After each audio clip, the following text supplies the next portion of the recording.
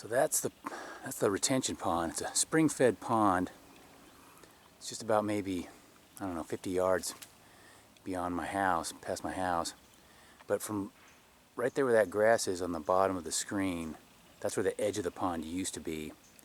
And now it's crept all the way into my neighbor's backyard. That's my neighbor's backyard there. But I got two neighbors over there. Both their backyards are underwater. And my yard would be underwater too if I hadn't brought all this dirt in. But everything beyond that right there, that post right there is my property line. And everything beyond that, that's just all swamp. It's all underwater. And I planted a bunch of beans and tubers and all kinds of stuff out there, and it's all dead. But yeah, I brought about, I don't know how many loads of dirt in here. But, and this is the end of November, and my backyard right here is almost entirely in the shade. So I had to build some of these hoop houses, and this one is just this really, you know, it's just, I don't know, Schedule 40, whatever they call it. It's just really thin pipe, PVC pipe, and that's just a little one. And then this one, this is in the shade all the time, but it's getting a little bit of sun, but it's nice and warm in here. And that plant right there, I've never seen that thing bloom until I put it in this hoop house. But anyways, I got a lot of spinach in here. It's mostly, I think it's mostly spinach and sunflowers, and I got a lot of different stuff in here, but ginger, turmeric, but I'm airing it out right now. But this one gets a little bit of sun during the day, still in the middle of winter. But as you can see, all this is these 20-foot pieces of PVC pipe. They're 20 feet long, and they're kind of pricey. They're about 20 bucks a piece. And then I got another piece of pipe. It's just a little bit wider diameter than this stuff, and I just cut it into little 18-inch pieces and hammered them into the ground. I put a little piece of wood on top and hammered them into the ground, and then just stuck them in there. And I can leave these pieces in the ground all year round. And I think I'm gonna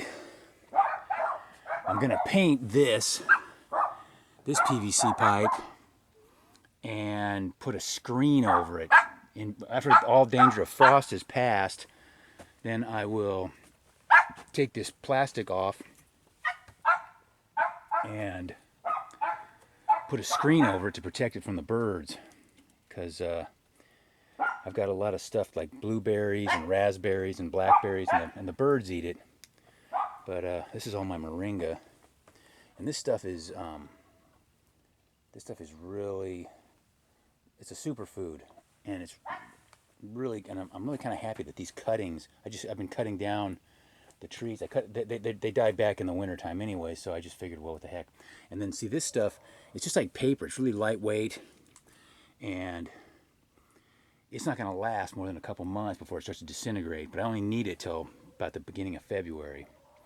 So, but this other than strapping this stuff onto the PVC pipe, and the hoops just take 10 minutes to set up, and then throw this plastic over it. It's really cool in here. I mean, it's nice because half of this stuff in the wintertime, it will not bloom, and it won't grow. Everything dies back. That's a spinach right there. All that kind of stuff will die back. And but in here, it's blooming and it's growing and it's thriving, and it's not getting that much sun, but you can see there's all this this condensation here, and it's nice and humid. And these are all tropical and subtropical plants. They all really enjoy this warmth. And I air them out a little bit. I don't want to get them.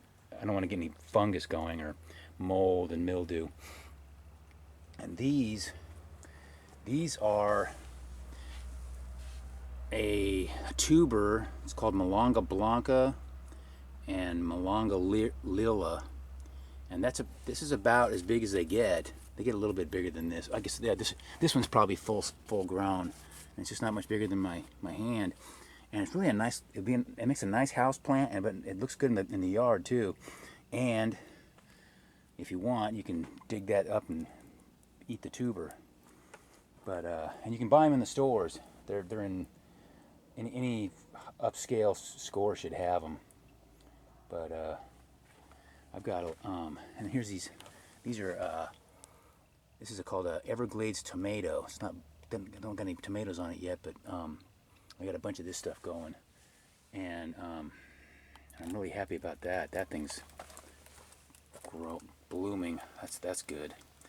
I'm gonna transplant all this stuff out into my yard next spring. And these are all the.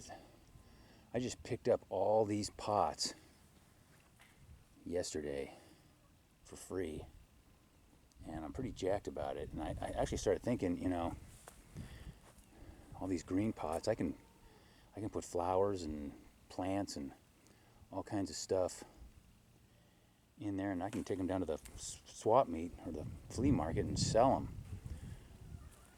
So I might just do that. I've got all these. I mean, they're free. Might as well use them. So